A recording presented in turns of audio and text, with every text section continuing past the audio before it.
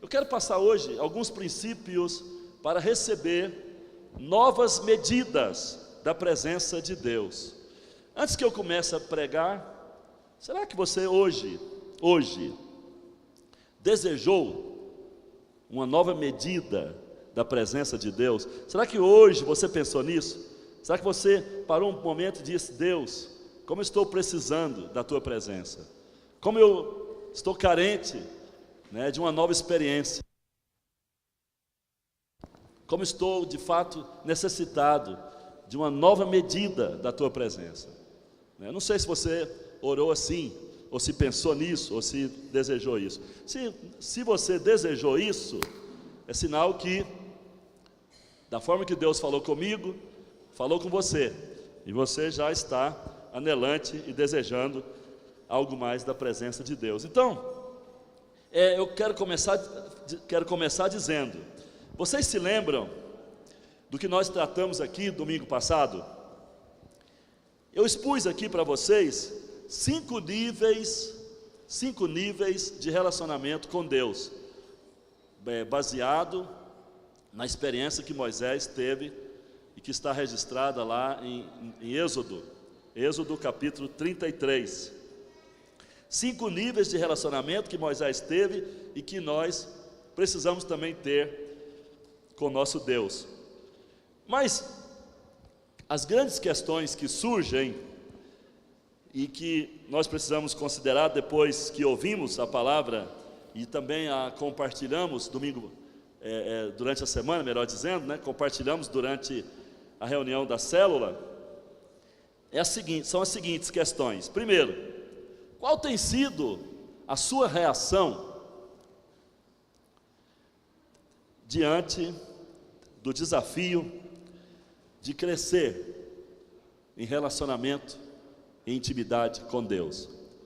Qual tem sido a sua reação? Sabia que Deus fica observando?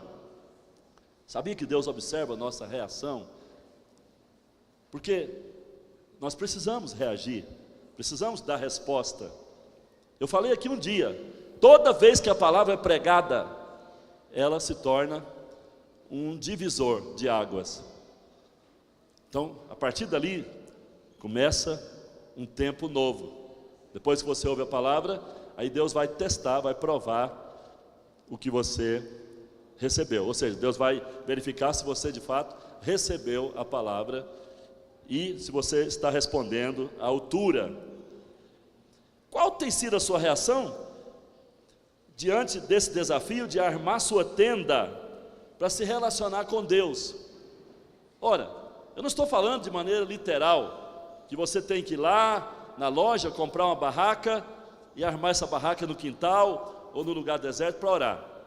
Se fizer isso também não está errado, pode até fazer, ter um lugar separado, tudo bem. Mas não estou falando disso, estou falando de você ter um lugar separado, ter um lugar reservado, para encontrar com Deus a sós e ter intimidade e relacionar com Ele. Porque Deus é uma pessoa. Deus, embora você não o veja, Ele é uma pessoa que pensa, que sente as coisas, que fala, que se comunica. Então Ele quer se relacionar conosco por meio dos momentos que reservamos para estar com Ele, em oração, em comunhão, em adoração. Então, qual tem sido a sua reação? Você já começou a se superar, a vencer as tentações, desvencilhar-se de obstáculos, impedimentos, para estar mais com Ele? Outra questão que surgiu e que está diante de nós: nesta última semana, você já teve um tempo de profunda intimidade com Deus? Ou que pelo menos foi um tempo de subir um degrau, de ascender mais diante dEle? Nós tivemos aqui essa semana oração todo dia, e vamos continuar tendo oração todo dia. Nós decidimos que não vamos mais parar de orar aqui, de segunda a sexta-feira, das 7h30 às 8h30, ou seja, das 19h30 às 20h30, estaremos todos os dias aqui orando em conjunto, orando e buscando a Deus. Então eu pergunto, nessa última semana, você já dispôs-se a perseverar nesta disciplina de oração, de comunhão, de relacionamento com Deus? Você esteve aqui pelo menos um dia, 2. Nós estamos agora desafiando a igreja a estar aqui pelo menos 2 dias. 2 dias na semana, ou seja, você estar aqui pelo menos 2 dias.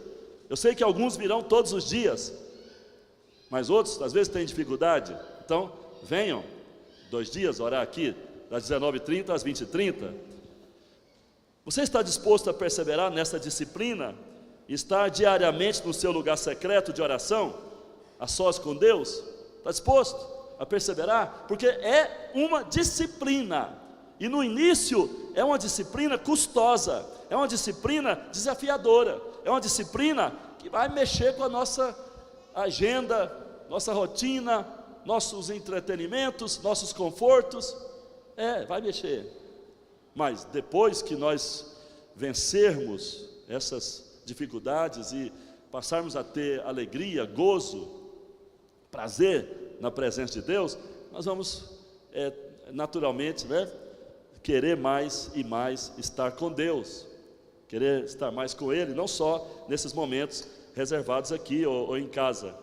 A grande verdade, irmãos, é que nenhum de nós vai prosperar, nenhum de nós subsistirá, crescerá espiritualmente, ferverá interiormente e conseguirá ser pleno, realizado, sem a vida de Cristo, sem a presença gloriosa de Deus. E para que essa presença gloriosa de Deus seja marcante, seja atuante, seja notória nas nossas vidas, nós temos que perseverar nessa disciplina de passar um tempo a sós com Ele diariamente, um tempo separado em oração e comunhão. Moisés, ele percebeu, ele sentiu essa necessidade. Então, foi isso que o levou a levantar uma tenda.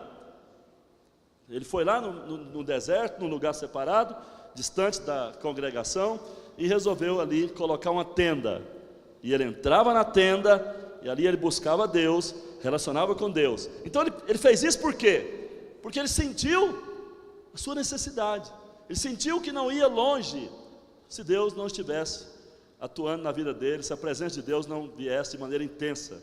Ele percebeu que era insuficiente, ele percebeu que era pequeno demais para grandes tarefas, ele percebeu que os desafios eram enormes, ele percebeu que o povo era complicadíssimo, ele percebeu que ele próprio não estava tão preparado, interiormente, ele tinha também suas dificuldades. Então passou a buscar a Deus, e passou a desejar intimidade com Deus, e passou a desejar novas medidas da presença de Deus.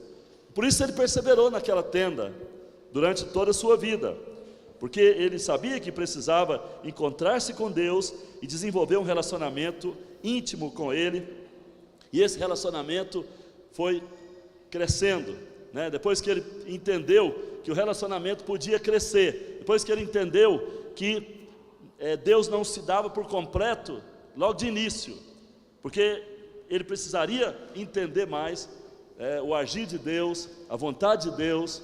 E então Moisés passou a buscar mais medidas da presença de Deus, e assim ele passou por 5 níveis, e foi crescendo, e foi subindo degraus, e ascendendo a presença de Deus, e conhecendo mais a Deus. Primeiro ele começou no nível de falar com Deus, passou a falar com Deus, e depois ele passou a dialogar, passou a conversar com Deus.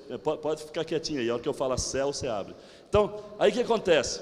O Moisés falou com Deus, e percebeu que Deus também podia falar com ele.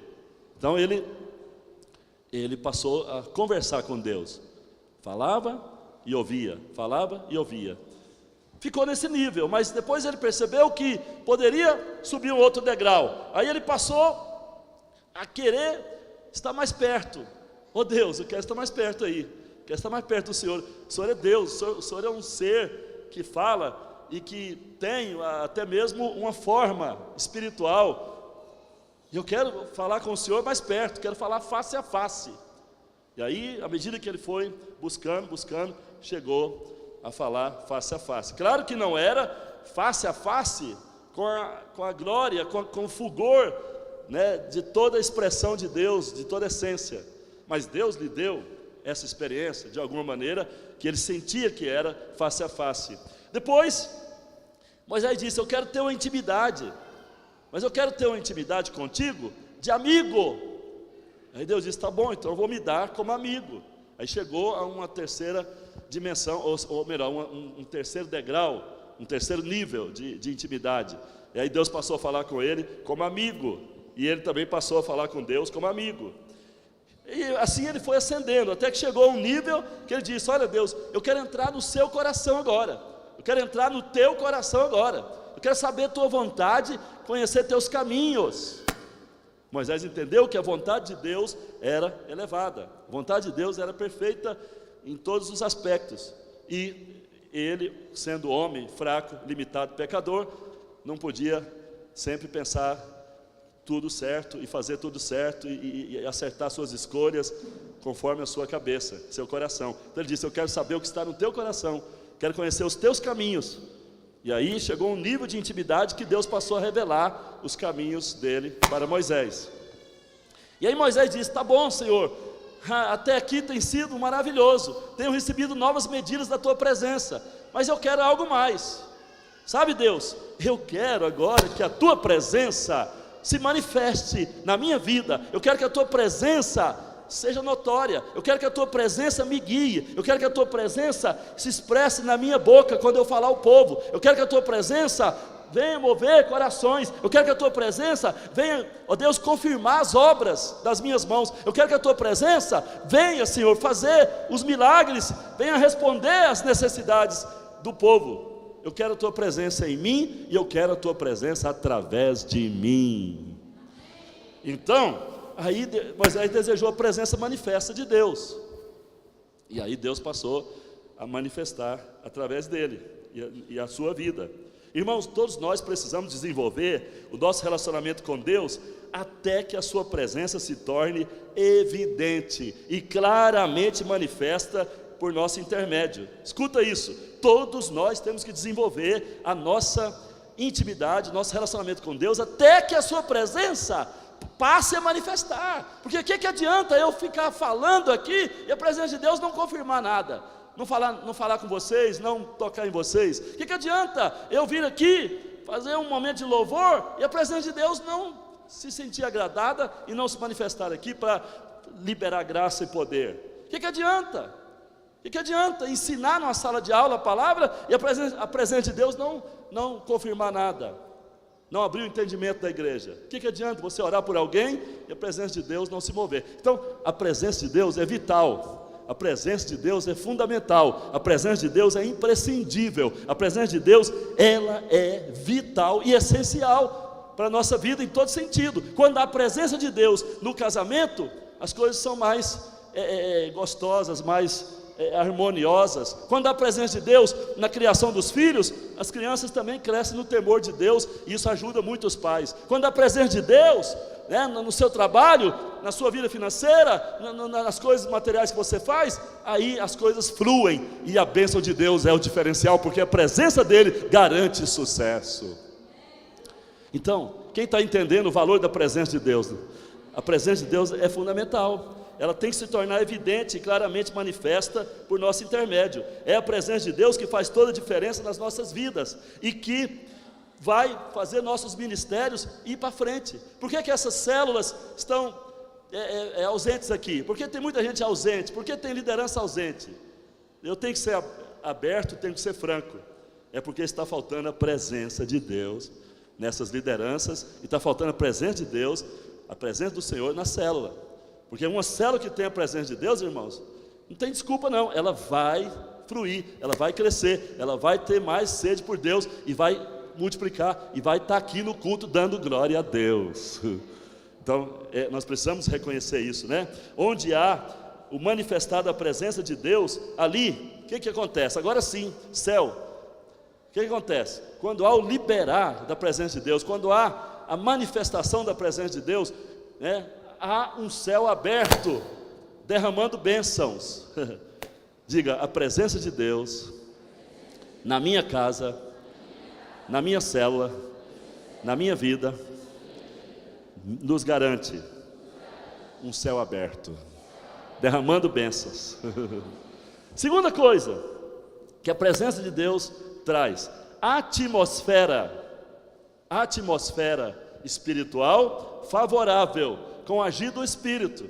Então, você está ali buscando a presença de Deus, e Deus sente que você está querendo mesmo o agir dele. Aí a atmosfera começa a mudar. A atmosfera espiritual, ela se altera, fica leve, fica suave, né? Fica propícia para você desejar mais e receber mais, né? Então, aí o agir do Espírito é completo. Terceiro, a presença de Deus também, ela aumenta a temperatura espiritual. A temperatura espiritual, a pessoa começa a ferver espiritualmente, a pessoa começa a ebulir, né? Começa a efervescer interiormente, porque aí começa a ter mais fé, mais disposição de orar e de buscar Deus. E ainda tem mais bênção ainda, né? A presença de Deus, quando ela manifesta, libera a vida de Cristo. A vida de Cristo, ela começa a entrar na sua vida. Aí você começa a ter experiência de enxergar Cristo, de compreender coisas maiores, de ter impulsos para coisas melhores na vida, né? E você sente que essa vida, ela é plena, ela é gostosa, é maravilhosa. E tem mais. A presença de Deus também nos dá poder, nos dá unção, nos dá dons e operação do Espírito, que nos faz entrar no sobrenatural. Isso é algo que acontece também quando você cresce na intimidade com Deus. Então, percebam quão importante é, né, estarmos crescendo em relacionamento com Deus. Eu já participei de reuniões e vigílias, já participei de retiros, encontros, onde a presença de Deus era tão intensa, tão densa, que fazia o povo brilhar, fazia o povo arder nas chamas do Espírito. Nós tivemos um encontro de avivamento lá em Aparecida de Goiânia, certa feita, né, que o ambiente estava tão cheio, tão, vamos dizer, carregado, tão intenso com a presença de Deus, com a presença manifesta de Deus, que as pessoas ardiam, as pessoas tinham uma temperatura corporal elevada, parecia que estavam com febre de 50 graus, o ambiente estava todo quente e não era um calor natural, as pessoas se abraçavam e choravam, e a presença de Deus quebrantava todos, e havia um brilho na face de todos. Não sei se você já teve essa experiência, não sei se você já participou de reuniões assim. A nossa igreja já viveu tempos aqui gloriosos, onde a presença de Deus era mais desejada, onde a presença de Deus era mais amada, onde a presença de Deus era mais cortejada, onde a presença de Deus era mais invocada, mais buscada. E aí, isso produziu coisas tremendas em nosso meio. Aquela busca intensa, né, de todo o coração, chegou a tal ponto que o céu e a terra se encontraram aqui no nosso meio. Teve um dia que nós chegamos a pensar aqui que o arrebatamento aconteceria. Por quê? Porque o céu desceu aqui, literalmente, né? Eu estava aqui à frente, o povo buscando a Deus, e nós então chegamos a um ponto de ficar na expectativa. O que vai acontecer agora? Porque o céu literalmente desceu a esse lugar. Então, com o passar do tempo, a presença gloriosa foi se esvaindo, a presença de Deus foi diminuindo, a sua manifestação em nosso meio foi se tornando menor. Mas o que aconteceu? Afinal de contas, o que aconteceu? Precisamos reconhecer, irmãos, que perdemos a fome, perdemos a sede. Nós já tivemos muito mais fome e muito mais sede por essa santa presença. Precisamos reconhecer, admitir que nós nos envolvemos com tantas coisas, tantos trabalhos, tantos ativismos, tantos afazeres, que fomos realmente perdendo pouco a pouco e abandonando, né, o nosso tempo precioso de cultivar o nosso relacionamento com essa santa presença. E hoje há uma dificuldade imensa das pessoas virem orar. Eu sei que também mudamos as gerações, temos hoje muitos novos na fé, que não passaram por outras experiências, que não passaram por aquelas experiências que a geração passada passou. Nós até estamos pensando em repetir algumas coisas para os irmãos terem maior e mais incentivo e mais entendimento para buscar Deus, né? Isso é importante demais.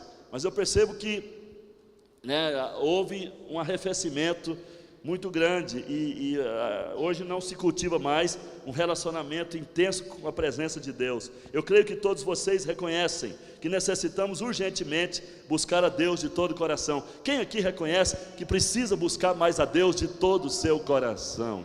É impressionante, todos reconhecem, mas existe uma imensa dificuldade, né, de desvencilhar-se das coisas da terra, da agenda natural, para se dedicar a Deus. E é interessante porque quando você se dedica a Deus, dessa forma que eu estou falando, as coisas da terra se encaixam, as coisas naturais, elas se encaixam, as portas que estão fechadas se abrem, os recursos que estão amarrados são desamarrados. É interessante, mas o diabo acaba colocando na sua cabeça que você tem que correr, que você tem que esforçar, que você tem que buscar as coisas da terra pela força própria.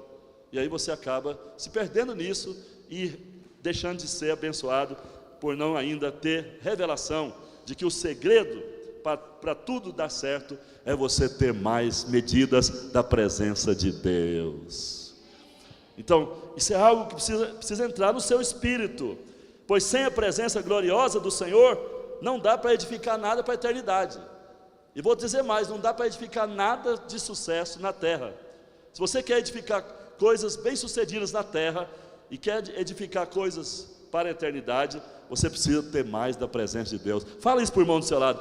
Se você quer edificar coisas excelentes para esta vida e para a eternidade, você precisa crescer no relacionamento com Deus e receber novas medidas da sua presença. Quem diz amém? Aleluia. Então, amados irmãos, escuta bem, nós precisamos entender que toda vez que abrirmos a nossa boca para falar numa reunião, para abrir uma reunião, a nossa vida tem que estar cheia da presença de Deus, né? Cada vez que vamos abrir uma reunião de célula, cada vez que vamos abrir uma reunião aqui ou numa casa qualquer, né? Nós precisamos que o fluir da presença de Deus venha, né, para mover a reunião, para trazer experiências novas, para abrir o entendimento, despertar a fé e fazer as pessoas avançar, né? Se nós queremos o mover sobrenatural na nossa célula, se queremos o mover sobrenatural na nossa vida, né, precisamos nos tornar quentes, ferventes na fé e no sacerdócio. Ora, como é que podemos alcançar isso?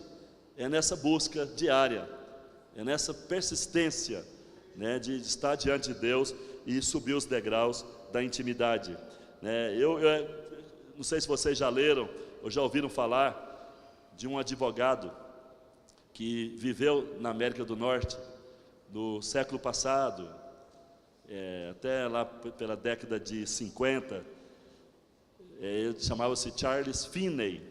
Charles Finney foi um homem usado em grande mover, grande avivamento, ou seja, ele era avivalista, era um homem que ele tinha muitos afazeres, era um advogado renomado, e numa certa altura ele percebeu que não tinha uma temperatura espiritual adequada, não tinha uma vida espiritual intensa, não tinha relacionamento com Deus, e aí um dia ele levantou cedo para trabalhar, pegou a pasta dele, foi para o escritório, mas no meio do caminho, Deus começou a fazê-lo lembrar, né, de Moisés e outros homens de Deus, né, na Bíblia, que separavam tempo para estar com Deus. Ele percebeu que não tinha inspiração para trabalhar naquele dia, e ele acabou abandonando a ideia de trabalhar naquele dia e foi para um lugar secreto, foi para um matagal, um lugar, uma reserva lá florestal, e ali ele tirou o paletó, tirou a gravata,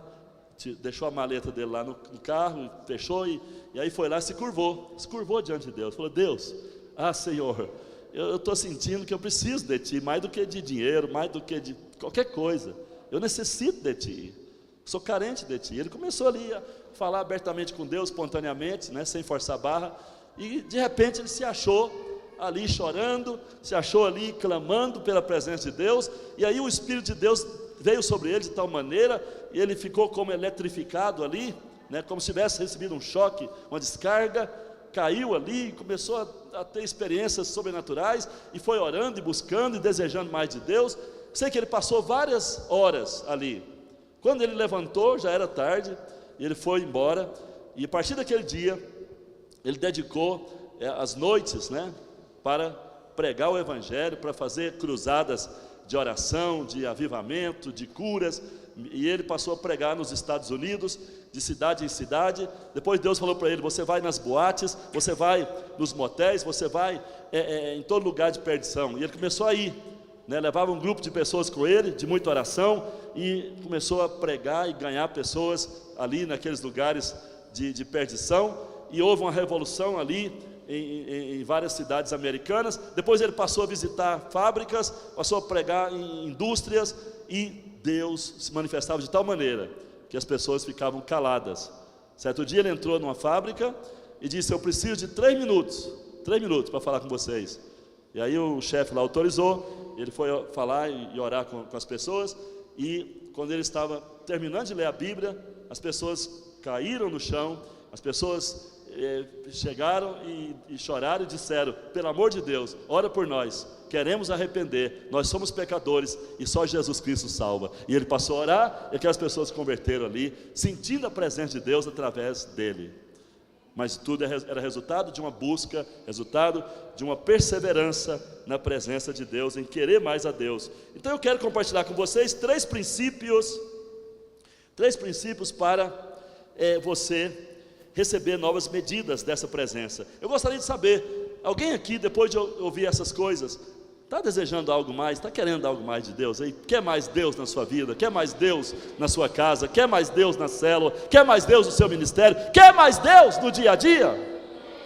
Oh, aleluia! Então vamos lá. A medida da manifestação da presença de Deus em nossas vidas depende da intensidade do nosso desejo e dos investimentos, né, que estamos dispostos a fazer para receber.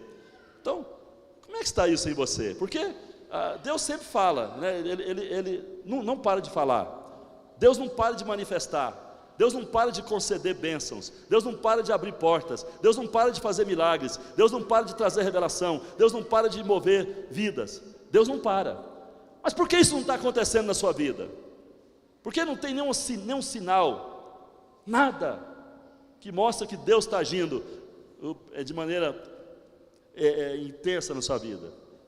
Porque, quem sabe, o seu desejo e os seus investimentos, né, para receber mais de Deus têm sido pequenos ou não têm nem existido.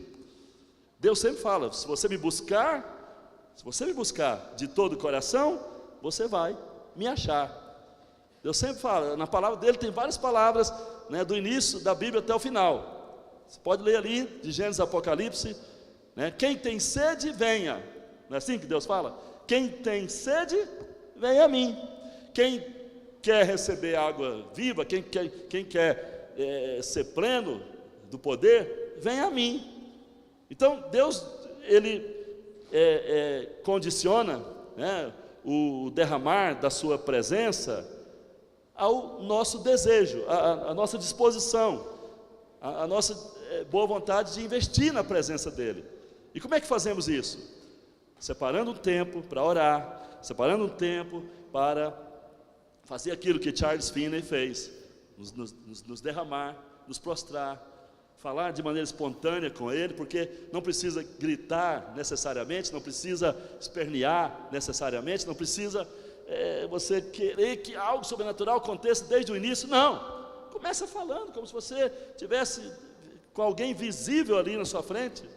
Fala, normal, porque se Deus tem a capacidade de ouvir você, se Deus tem a capacidade de poder compreender você, Ele vai te compreender naturalmente, vai entender a sua dificuldade. Você fala naturalmente, mas fala com fé, porque a Bíblia fala que aquele que aproxima de Deus tem que acreditar nele, tem que crer que a sua presença é real.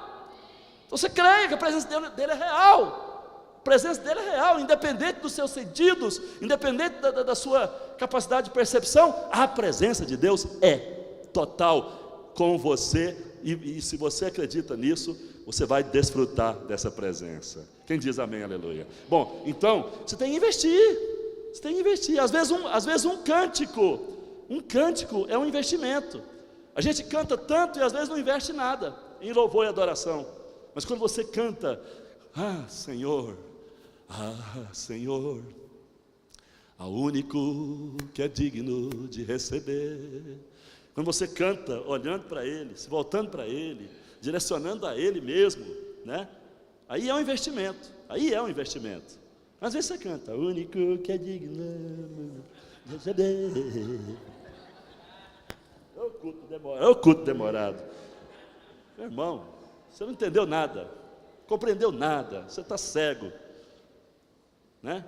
Lá em Apocalipse, Jesus falou para Laodiceia: você é cega, é nua, você está cega, nua, está miserável. Então você tem que investir, você tem que buscar ouro refinado, né? O que é ouro refinado? Ouro refinado é a presença de Deus na sua maior expressão, na sua máxima expressão.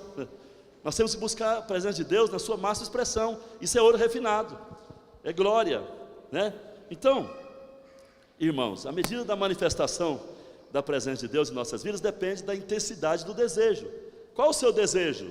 A Bíblia fala que Ana orou a Deus com tal desejo que Deus veio e deu o filho que ela queria e ainda marcou a vida dela, né, de uma maneira poderosa, com a sua presença e também se dando ao filho dela, né?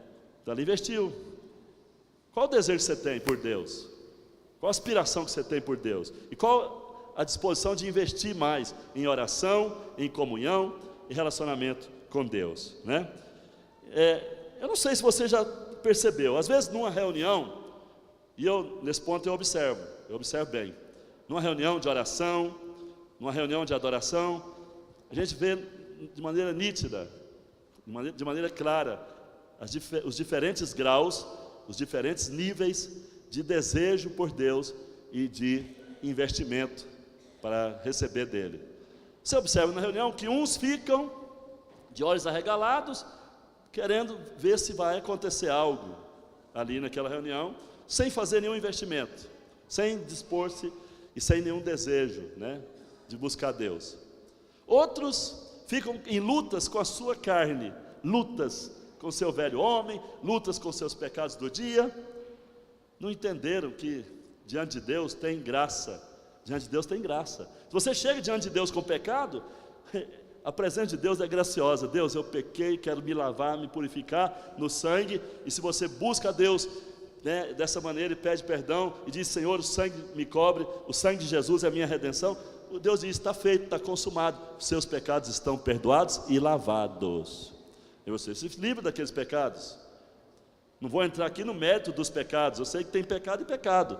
A pecado você se safa e se livra logo. A pecado que as consequências dele ainda vão surtir efeito, mas você vai ter que vencer pela fé também. Bom, mas aí tem pessoas que estão na reunião de oração e elas não conseguem se curvar, não conseguem se quebrantar. Mas há aqueles que se quebrantam logo de início: oh papai, eu sou carente, eu sou pequeno, eu sou um vasinho, me dê graça papai, cara, eu preciso de ti papai, oh me enche papai, eu sou como um homem no deserto, Senhor, sedento, precisando de água, o Senhor é a minha fonte. Como a corça suspira pela corrente de água, assim por ti suspira a minha alma, espírito vem. E aí, que eu quero, eu vou beber, eu vou comer, e aquela fome, aquela sede vai subindo como investimento, subindo como fé viva, e aí, né, o desejo vai se intensificando e a presença de Deus vai se manifestando.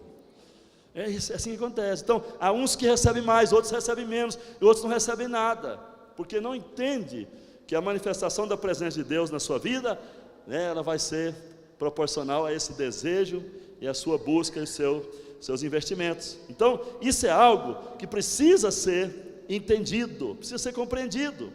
Houve um tempo aqui em que havia uma geração insaciável, que falava, que cantava e gritava: não importa o que vão falar ou pensar de mim, eu quero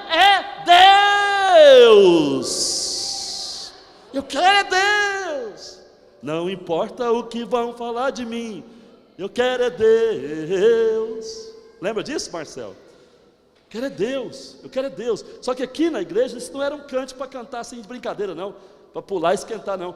Eu quero Deus, e o povo gritava, eu quero Deus, eu quero Deus. E isso contagiava a igreja toda, e todo mundo queria Deus mesmo. E aí era difícil até pregar, porque o povo queria tanto Deus, que na hora da palavra estavam buscando mais de Deus. E, irmãos, agora vamos ouvir a palavra, porque Deus também manifesta na palavra, tal, né? Mas era uma busca incessante por Deus, e um desejo por Deus, e um desespero por Deus. Então isso gerou o quê? Gerou um crescimento. Nós batizamos 1000 pessoas num dia. Para quem é mais novo aqui não sabe, nós batizamos 1000 pessoas num dia, na praça pública ali. Por quê? Porque esse desejo pela presença de Deus, essa intensidade, os investimentos que eram feitos aqui, nós levantamos 100.000 horas de oração, 100.000 horas de oração, né, durante um tempo aqui, e com jejum frequente. E o que gerou? Gerou mais de Deus, mais crescimento, mas infelizmente, né, essa geração acabou aceitando negociar com o faraó, né, negociar com o inimigo. Houve algumas debandadas, e isso fez também rupturas, e fez enfraquecimentos, trouxe enfraquecimentos, e aí uma nova geração chegou e não recebeu naquela proporção. Mas eu espero que isso venha mudar a partir de nós. Quem diz amém, aleluia? Então, outros diziam, não posso viver sem a tua presença, Deus. Aquela geração era também muito disposta a buscar a presença de Deus por horas e horas de oração. Para vocês terem ideia, nós já ficamos aqui 3 dias em oração. 3 dias em oração aqui. Nós tínhamos a cada 6 meses um dia com Deus. Então, eu sei que para muitos isso parece algo distante, porque não tem ainda experiência. Orar uma hora era uma cota mínima. Toda reunião nossa tinha 1 hora de oração. 1 hora de oração. Era uma oferenda a Deus diariamente. Passávamos aqui um dia com Deus, como eu falei, e recebemos tantas coisas, tantas bênçãos, né? Agora, escuta bem o que eu vou falar aqui, meu irmão. Escuta o que eu vou dizer aqui. Qual tem sido o seu principal foco na vida espiritual? Seu foco é receber bênçãos do Senhor ou receber mais da presença do abençoador? Se você buscar o abençoador, todas as bênçãos dele virão para você. Você quer ter mais bênçãos ou quer ser canal de bênçãos? Quando você prefere ter mais bênçãos, você se mostra um crente carnal. Mas quando você diz, eu quero ser bênção, aí você se torna alguém que Deus a quem Deus quer revelar. Aí você vai ter mais, né, intensidade, e Deus vai abençoar você de maneira tão grande que você vai falar, poxa vida, eu nem estou pedindo e sei que não mereço, mas por estar desejando ser bênção, Deus está fazendo muito na minha vida, né? Para termos mais a presença de Deus, nos fazendo realmente abençoados, né? Nos fazendo avançar para novas conquistas, nós precisamos investir tempo em nos relacionar com Ele, em oração, em comunhão e adoração. Diante dessas coisas, eu quero desafiar hoje a cada um de vocês a ter coragem, ter a disposição de armar sua tenda todo dia, né? Olha para o seu irmão e fala, quero desafiar você a armar sua tenda de oração, de comunhão, de adoração, de relacionamento diário com o Senhor, para receber novos níveis de intimidade e crescer no seu relacionamento com Ele. Quem pode dizer amém para Ele? Quem pode dizer, Senhor, me perdoa? Não, fala para Ele, Senhor, me perdoa, por muitas vezes desprezar a Tua presença. Eu quero mudar minha atitude, quero mudar minha rotina. Senhor, eu sei que não é fácil, sei que isso é muito espiritual para mim, isso é muito acima da minha condição. Mas eu quero, Senhor, vencer a mim mesmo, para ascender, para crescer em intimidade contigo. Deus, me ajuda, me dá graça, como o Senhor deu a Moisés, para armar minha tenda, custe o que custar, uma vez ao dia, para estar só com o Senhor. Amém. Quem pode dizer amém para Ele? Aleluia, Pai. Vamos então para o segundo princípio. Precisamos chegar ao nível onde a nossa busca pela presença de Deus o constranja. Temos que chegar ao nível onde a nossa busca por Deus constranja Deus. Olha para cá, compreenda isso. Isso é importante, irmãos, porque é um princípio. Constranger a Deus é algo que nós precisamos fazer. Como assim? O que é constranger a Deus? Fazer com que Deus se sinta a tal ponto tocado, comovido por uma atitude nossa, que Ele possa dizer assim: não tem mais como restringir, não tem mais como dizer não para esse meu filho, para essa minha filha, não tem como eu negar qualquer coisa, né? Chegar a esse ponto de constranger a Deus, onde Ele não vai mais colocar e nem vai aceitar barreira entre Ele e você, entre Ele e nós. Então, vamos ver o exemplo de Moisés. Moisés começou falando com Deus, depois dispôs-se a dialogar, conversar com Deus, falar e ouvir também. Aí você fala: como é que eu ouço a Deus? Tem muita gente aqui que não sabe ouvir. Tem muita gente aqui que é velho na igreja e não sabe ouvir a Deus. Eu falei agora há pouco que Deus fala o tempo todo. Só que Deus não fala hoje de forma audível no natural, né? Deus escolheu falar no nosso espírito. Deus resolveu falar, testificar as suas verdades, revelar sua vontade, sua palavra, sua presença no nível espiritual. Por quê? Porque na verdade nós somos seres espirituais, e Deus quer nos chamar para o lado espiritual, e não que Ele venha para o lado natural. Ele quer nos levar para o lado onde nós vamos viver eternamente. Então Ele colocou as coisas do lado do espírito e não da carne. Nós temos que aprender isso, é um princípio. Então nós temos que desprender das coisas naturais e crescer nas coisas espirituais. Ora, essa busca, né, pela presença de Deus tem que chegar a um ponto, né, como Moisés fez, como Moisés chegou, né? Ele passou a falar com Deus, depois passou a ouvir a Deus. Esse é um degrau, é um nível. Depois ele foi crescendo, desejou falar com Deus face a face, e assim se deu.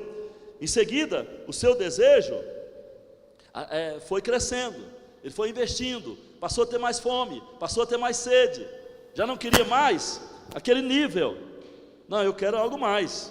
Então ele passou a querer um relacionamento sem restrição, sem barreira, sem formalidade, um relacionamento de amigo verdadeiro, amigo chegado de Deus. E aí ele foi e chegou a um ponto de falar com Deus de maneira bem informal, e Deus falava com ele também de maneira clara e informal. E depois ele desejou penetrar o coração de Deus, e Deus permitiu. Ele penetrou o coração de Deus. A Bíblia fala que o povo de Israel conhecia as coisas que Deus fazia, mas só Moisés sabia por que Deus fazia as coisas, porque Moisés desenvolveu um relacionamento com Deus, e ele passou a entender o agir de Deus, passou a conhecer os caminhos de Deus, conhecer a vontade de Deus, e a seguir, ele foi a um nível de relacionamento, que ele desejou ainda algo mais, queria algo mais excelente. Moisés percebeu que Deus tinha algo muito peculiar, Deus tinha uma glória, e aquela glória fazia com que os seres espirituais do mal afugentassem.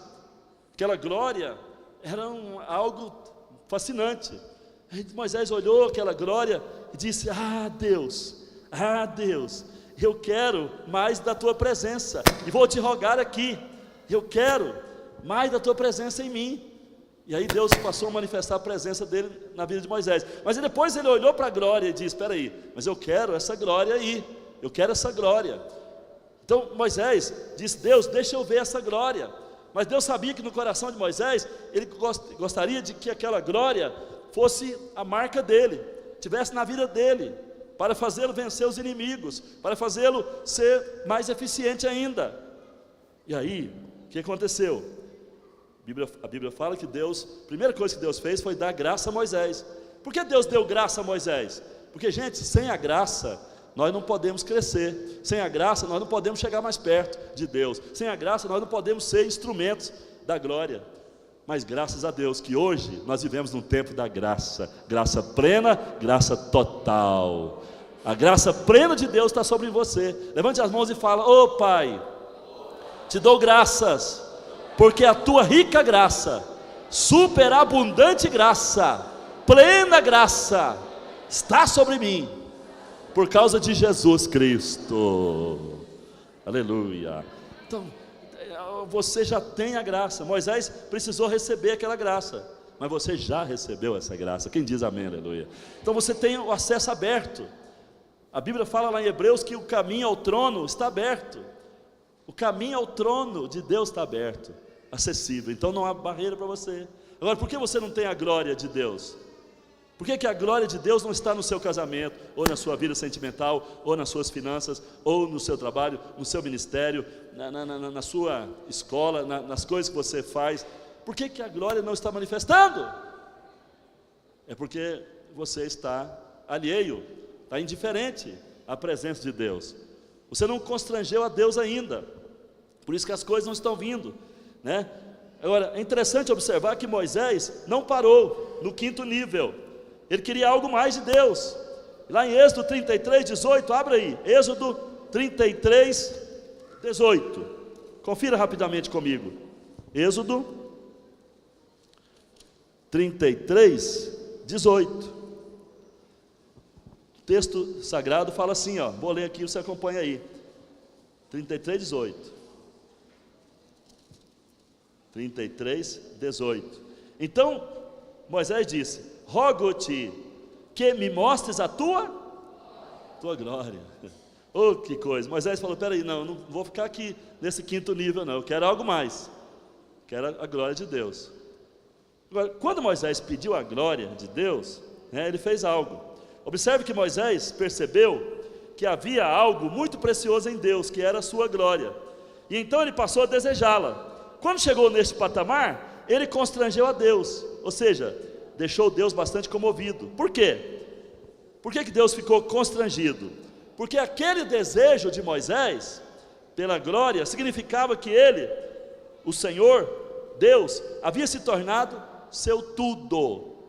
Quando Moisés pediu a glória de Deus, ele falou: Deus, eu sei que isso é parte da tua intimidade.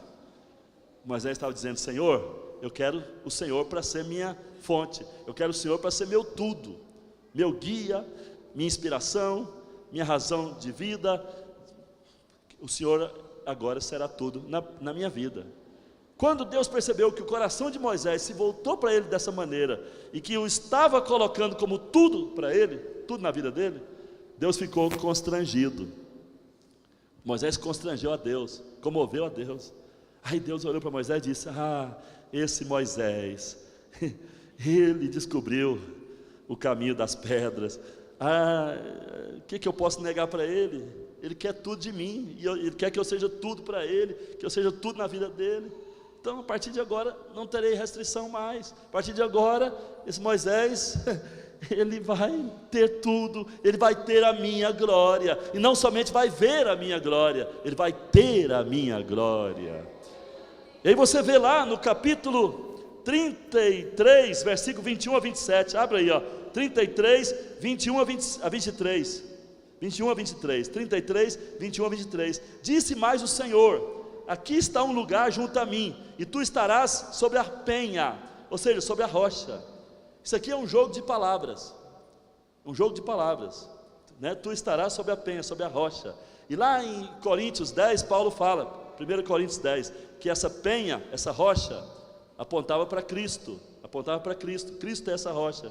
Quando passar a minha glória, eu te porei numa fenda da rocha, e com a mão te cobrirei, até que eu tenha passado. Então ali Moisés viu a glória de Deus, mas não ficou nisso não. Você vai ver mais à frente aí no capítulo 34, 29 e 30, capítulo 34, 29 e 30, olha o que diz aí: quando desceu Moisés do monte Sinai, tendo nas mãos as 2 tábuas do testemunho, sim, quando desceu do monte, não sabia Moisés que a pele do seu rosto resplandecia, depois de haver falado com Deus, e haver constrangido a Deus. Oh, aleluia, aleluia. Olhando Arão e todos os filhos de Israel para Moisés, eis que resplandecia nele, no seu rosto, resplandecia a pele do seu rosto, e temeram chegar a ele. Olha, Satanás vai temer chegar até você, chegar até a sua casa, chegar até a sua célula, chegar até o seu dinheiro, chegar até a sua saúde, quando a glória de Deus estiver irradiando na sua face. E isso acontece quando você constrange a Deus. Isso não é algo para Moisés somente não. Moisés viveu na velha aliança, você está na nova aliança, você está num nível mais elevado ainda. Hoje não há restrição nenhuma, mas Deus espera que você constranja Ele ainda. Deus espera que isso aconteça também na sua experiência, que você deseja a Deus como seu tudo. Tem gente que só busca a Deus no fim de semana, tem gente que só pensa em Deus na hora do aperto, tem gente que só busca a Deus nas horas que reserva para pensar em Deus. Mas quando você passar a desejar Deus para ser seu guia, para estar com você, para ser sua fonte, sua base, sua âncora, desejar que Deus seja o guia de tudo, e que você também possa andar com Ele, fazendo a vontade dEle o tempo todo. Quando você constrangê-lo dessa maneira, Deus vai dizer: não tem restrição, agora esse meu filho, que já me colocou como tudo para Ele, agora eu não posso negar mais nada para Ele, e a minha glória vai marcar a vida dele. Quem diz amém, aleluia? Quando chegarmos a esse nível de apego, de amor pela presença de Deus, a ponto de desejarmos Ele como nosso tudo, o nosso bem maior, o nosso bem mais precioso, Ele ficará de tal forma constrangido que nos concederá a sua glória, e a sua glória saltará, sabe, para a nossa vida. Eu tenho certeza, meus amados irmãos, que a glória de Deus, ela vai se projetar na nossa face também. Isso pode não ser visível pelos homens hoje, mas o inferno verá a glória de Deus na nossa face, e o diabo vai respeitar essa glória. A Bíblia mostra que Abraão também constrangeu a Deus. Abraão foi desafiado a abrir mão do seu filho Isaque, que era o bem maior dele, era tudo que ele sonhava. E aí Deus diz: vai lá no altar, lá e entrega seu filho. Vai lá. E aí o que aconteceu? Abraão também era um homem que buscava intimidade com Deus, e ele foi lá, entregar Isaque no altar, naquele altar de pedra. E quando Deus percebeu que era tudo para Abraão, porque naquele momento que Abraão despojou, que ele abriu mão do bem mais precioso, ele estava dizendo para Deus: Senhor, Tu és agora meu bem maior, Tu és o meu tudo, Senhor. E aí Deus ficou constrangido, e gritou: Abraão, para meu filho, eu não quero que você mate seu filho Isaque, não, eu quero que você despreende dele, e que eu seja teu tudo. E agora que eu sei que eu sou teu tudo, Abraão, não tem mais restrição, vou abençoar Isaque, vou abençoar a sua geração, eu juro por mim mesmo que você será uma bênção, e tudo na sua vida será próspero. Oh, meu irmão, se você está entendendo, você vai dizer aleluia, glória a Deus. Eu quero Deus, só quero Deus. Será que você está entendendo? Você pode dizer que quer mais de Deus? Você pode falar: Senhor, eu quero mais de Ti, eu quero que o Senhor seja meu tudo. Pode dizer ou não? Vocês não estão entendendo ainda, mas vão entender. Deus vai falar mais com vocês ainda. Sabe, irmãos, a Bíblia também mostra que Davi constrangeu a Deus. Às vezes você lê a história de Davi na Bíblia e fala: poxa, por que esse Davi era tão abençoado? Por que esse Davi venceu todos os inimigos dele? Por que esse Davi, que era falho, que também pecava, se tornou um homem tão próspero, tão bendito de Deus? Vou explicar por quê. Porque Davi entendeu como constranger a Deus. Davi viu a Arca da Aliança passando em várias cidades, lugares, e um dia Davi falou: peraí, a Arca da Aliança, da presença, porque a presença de Deus manifestava em cima da arca. Lá na velha aliança, a presença manifesta de Deus vinha sobre a tampa da arca. Havia a tampa da arca chamada propiciatório, e sobre aquela tampa, o sacerdote, o sumo sacerdote, ele via uma chama azul, e aquela chama azul era a presença manifesta de Deus sobre a arca. E a arca da aliança era chamada a arca da presença, a arca da presença manifesta de Deus. Então Davi sabia que aquela arca em si não era nada mais, nada menos do que uma peça de madeira recoberta de ouro, que pesava cerca de 300 quilos. Davi sabia que aquilo era só uma peça, era só um objeto ali. Mas Davi tinha um interesse grande pela arca, porque sobre a arca estava a presença de Deus. Aí Davi disse: olha, eu quero essa arca em Jerusalém, eu quero essa arca aqui no centro de Jerusalém.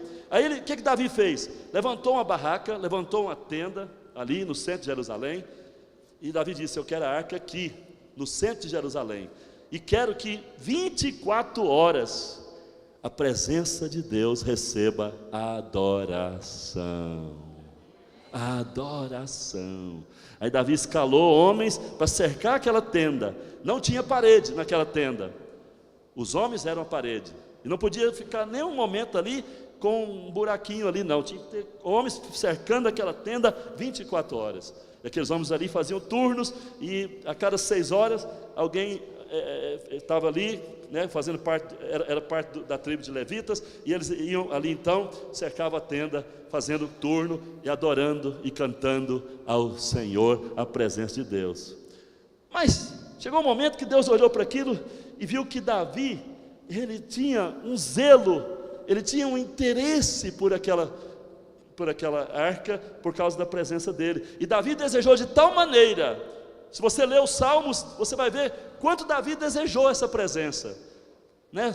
Lendo a história lá em Reis, Crônicas, Samuel, você não vê tanta coisa, mas se você ler os Salmos, vai ver que Davi tinha um desejo, um anelo forte pela presença de Deus. Ele orava 7 vezes ao dia, buscando a presença de Deus. Ele levantava 3 vezes de madrugada, Davi, 3 vezes de madrugada, só para invocar essa presença e ter intimidade com Deus. Então, vamos dizer que 10 vezes ao dia, Davi parava tudo para crescer em relacionamento com Deus. E aí, dessa maneira, chegou um momento que Davi constrangeu a Deus, quando levou a arca lá para o centro, e colocou ali para que a presença de Deus tivesse adoração 24 horas, e Davi era intenso por Deus, pegava sua harpa, e à noite ele passava horas adorando. E aí, Deus falou: peraí, Davi, você está me desejando? Davi: sim, eu te desejo como meu tudo, tu és o meu tudo. E aí naquele momento Deus se constrangeu. Aí Deus disse: esse Davi agora é meu aliado, ninguém vai mexer com ele, né? Ninguém vai tocar nele sem passar por mim, não. Aí esse Davi agora é meu eleito, esse Davi agora é o meu amado, e eu estarei com ele em todos os seus caminhos. Aí Davi começou a vencer, e começou a conquistar, e começou a avançar, e tudo foi grande na vida de Davi, tudo foi imenso, tudo foi maravilhoso na vida de Davi. Por quê? Porque Deus ficou constrangido. Eu pergunto a você: que tal você também constranger a Deus? Chegando a um ponto de dizer: Deus, o Senhor é tudo, o Senhor é tudo, não tem como, Pai, eu quero viver para Ti mesmo, eu quero, gastar meus dias para Ti, eu quero estar consciente da Tua presença, sentir Tua presença, ser porta-voz do Senhor, ser instrumento do Senhor, ver a Tua glória e ser transporte da glória para onde eu for nessa terra. Aleluia. Então, meu irmão e minha irmã, isso é muito significativo. Aquele ato de tocar o coração de Deus, mexer com a sua sensibilidade, né? Que Davi fez ao levar a arca e entronizar Deus ali no centro de Jerusalém. Aquele ato de Abraão, de abrir mão do seu bem mais precioso, que era seu filho, por amor a Deus. Aquele ato de Moisés, né? De desvencilhar de tudo e querer uma vida com Deus e crescer em intimidade com Deus, e que a presença de Deus fosse o diferencial em tudo na vida dele. Isso constrangeu a Deus. Então eu espero que você entenda, né? Porque Davi demonstrou que desejava que Deus morasse ali, né? Davi queria que Deus morasse ali com eles, né? Davi naquele tempo não podia ter Deus morando dentro dele. Olha quanta bênção nós temos a mais, né? Olha para o irmão do seu lado e fala: sabe o que você tem a mais que Davi? Hoje Deus habita em você. Não está mais sobre a arca, está sobre você, na sua vida. Você é casa dele.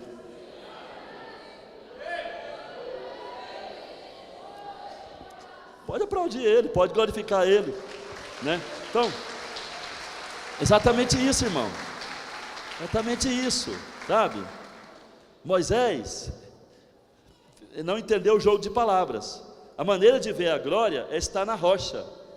E aí vem o terceiro e último princípio, que é: quanto mais nos relacionamos com Cristo glorificado, em oração e comunhão e adoração a Deus, mais de Deus é acrescido em nossa vida.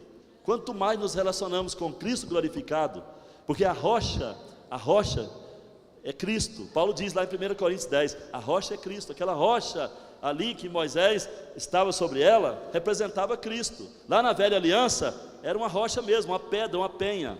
Mas na nova aliança, a rocha onde a glória se manifesta, chama-se Cristo Jesus. Então, quanto mais você se relaciona com essa rocha, com esse Cristo glorificado, né? Em oração, em comunhão e adoração, mais de Deus é acrescido a você. Mais de Deus é dado à sua vida. Você cresce em vida, você cresce em poder, você cresce em entendimento, você cresce em revelação da palavra, você cresce em poder, você cresce em fruto, você cresce em tudo, meu irmão. Agora, se isso é só religiosidade, se isso é só idealismo, se isso é só mera doutrina, se isso é apenas uma ideia bonita que você tem ouvido falar dela, se isso para você não tem um significado prático, o que vai acontecer na sua vida? Nada. Você vai continuar sendo esse mesmo crente. E daqui a pouco você joga culpa em mim, joga culpa na liderança, joga culpa na igreja. Ah, essa igreja não está me dando de Deus, não está fazendo eu crescer em Deus. Olha, ninguém cresce em Deus pela experiência alheia. Ninguém cresce em Deus sendo cutucado e empurrado por alguém, não. Moisés não foi cutucado por ninguém, Davi não foi cutucado por ninguém, Abraão não foi cutucado por nenhum homem. Eles tiveram a iniciativa, a espontaneidade de buscar Deus. E Deus não aceita você buscá-lo por tabela ou por empurrão de ninguém, não.